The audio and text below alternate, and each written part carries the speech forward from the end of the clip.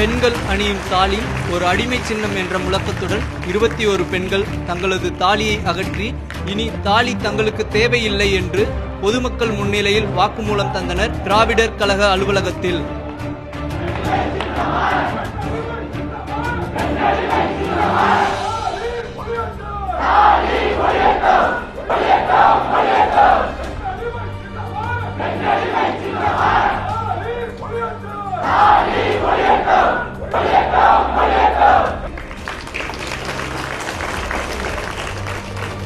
தாலி என்பது ஒரு அடிமை சின்னம். அது ஆணும் பெண்ணுக்கு இல்லாத தாலி எனக்கு மட்டும் இருக்கு. அது தேவையில்லாத தாலி. கணவர் இறந்த பிறகு செய்ய வேண்டிய சடங்குகளை கணவர் முன்னாடி இப்ப நான் கலட்டி போட்டுடுறேன்.